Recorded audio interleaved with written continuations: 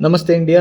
ನಿಮಗೆಲ್ರಿಗೂ ಗೊತ್ತಿದೆ, ಇತ್ತೀಚೆಗೆ ನಡೆದ ಘಟನೆ ಮಧ್ಯಪ್ರದೇಶದ ಜಬಲ್ಪುರ್ನಲ್ಲಿ ಒಂದು ಕ್ರೂಸ್ ಮುಳುಗಡೆಯಾಗಿ 9 ಜನ ಪ್ರಾಣವನ್ನು ಕಳ್ಕೊಳ್ತಾರೆ. ಅದರಲ್ಲಿ ಒಬ್ಬ ತಾಯಿ ತನ್ನ ಮಗುವನ್ನು ತನ್ನ ಲೈಫ್ ಜಾಕೆಟ್ ಒಳಗಡೆ ಇಟ್ಕೊಂಡು ಪ್ರಾಣ ಬಿಟ್ಟಿರೋ ಒಂದು ಘಟನೆ ಎಲ್ಲರ ಮನವನ್ನು ಕಲಕಿದೆ. ಹಾಗಾದರೆ ಯಾರು ಇವರು ಅಂತ ನೋಡೋದಾದರೆ, ಇವರು ದೆಹಲಿಯ 6 ಜನರ ಒಂದು ಕುಟುಂಬ. ಬೇರೆ ಬೇರೆ ಕೆಲಸಗಳನ್ನು ಅಲ್ಲಿ ಮಾಡ್ಕೊಳ್ತಾ ಇರ್ತಾರೆ. ಮಧ್ಯಪ್ರದೇಶದ ಜಬಲ್ಪುರ್ಗೆ ಸಂಬಂಧಿಕರ ಗೃಹ ಪ್ರವೇಶಕ್ಕೆ ಅಂತ ಬರ್ತಾರೆ. ಅವತ್ತು ಸಂಜೆ ಜಬಲ್ಪುರ್ನಲ್ಲಿರುವ ನರ್ಮದಾ ನದಿಗೆ ಕಟ್ಟಲಾದ ಅಣೆಕಟ್ಟಿನ ಬ್ಯಾಕ್ ವಾಟರ್ನಲ್ಲಿ ದೋಣಿ ವಿಹಾರ ಮಾಡ್ಕೊಂಡು ಬರೋಣ ಅಂತ ಆ ಕುಟುಂಬ ಬರುತ್ತೆ. ಆದರೆ ಅದಕ್ಕೂ ಮುಂಚೆ ಹವಾಮಾನ ಇಲಾಖೆಯಿಂದ ಅಲ್ಲಿಯ ಒಂದು ಕ್ರೂಸ್ ನಡೆಸುವವರಿಗೆ ಒಂದು ಸೂಚನೆ ಬಂದಿರುತ್ತೆ. ರೆಡ್ ಅಲರ್ಟನ್ನು ಕೂಡ ಘೋಷಿಸಿರ್ತಾರೆ, ಹವಾಮಾನ ವೈಪರೀತ್ಯ ಕಂಡುಬರುತ್ತೆ ಅಂತ.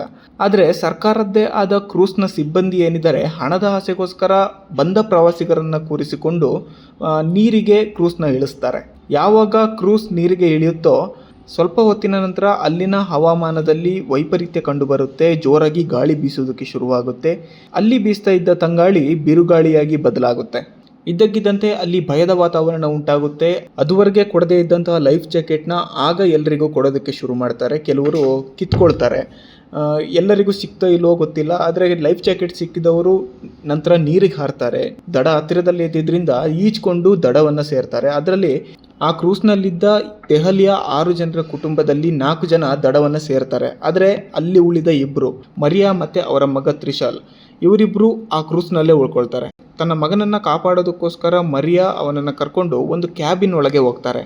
ಈ ಕಡೆಯಿಂದ ಕ್ರೂಸ್ನೊಳಗೆ ನೀರು ತುಂಬಿಕೊಂಡಿರುತ್ತೆ ಮತ್ತು ಅವರು ಹೋದ ಕ್ಯಾಬಿನ್ ಒಳಗೆ ಯಾವುದೇ ಕಿಟಕಿ ಕೂಡ ಇರೋದಿಲ್ಲ. ಹಾಗಾಗಿ ಅವರಿಬ್ಬರು ಕೂಡ ಹೊರಬರೋದಕ್ಕೆ ಆಗದೆ ಅಲ್ಲೇ ತಮ್ಮ ಪ್ರಾಣವನ್ನು ಕಳ್ಕೊಳ್ತಾರೆ. ಈ ಸತ್ಯ ಯಾವಾಗ ಹೊರಗೆ ಬರುತ್ತೆ ಅಂದರೆ, NDRF ತಂಡ ತನ್ನ ಕಾರ್ಯಾಚರಣೆಯನ್ನು ಕೈಗೊಳ್ಳುತ್ತೆ. ಆ ಸಂದರ್ಭದಲ್ಲಿ ತಾಯಿ ತನ್ನ ಮಗುವನ್ನು ಅಪ್ಪಿಕೊಂಡ ಸ್ಥಿತಿಯಲ್ಲಿ ಪ್ರಾಣ ಬಿಟ್ಟಿರೋದನ್ನು ಎಲ್ಲರೂ ನೋಡ್ತಾರೆ. ಈ ಘಟನೆ ಆಗ ಅಲ್ಲಿ ನೆರೆದವರ ಕಣ್ಣಲ್ಲಿ ನೀರನ್ನು ಬರೆಸುತ್ತೆ. ಈಗ ಈ ಘಟನೆಯನ್ನು ನೋಡಿ ಇಡೀ ದೇಶನೇ ಕಣ್ಣೀರಾಗ್ತಾ ಇದೆ. ಈ ಘಟನೆ ಮುಂದೆಂದೂ ಆಗದೇ ಇರಲಿ. ಹಾಗೆ ಸರ್ಕಾರಿ ಸಂಸ್ಥೆಗಳು ಚಿಲ್ಲರೆ ಹಣಕ್ಕೋಸ್ಕರ ಇಂಥ ಒಂದು ಮುನ್ನೆಚ್ಚರಿಕೆ ಕ್ರಮವನ್ನು ವಹಿಸದೆ ಇಂಥ ಕೆಲಸಗಳನ್ನು ಯಾವತ್ತೂ ಮಾಡಬೇಡಿ. ಪ್ರವಾಸಿಗರೇ, ನೀವು ಕೂಡ ಎಚ್ಚರದಿಂದಿರಿ. ನಿಮ್ಮ ಅಭಿಪ್ರಾಯನ ಕಮೆಂಟ್ ಮೂಲಕ ತಿಳಿಸಿ.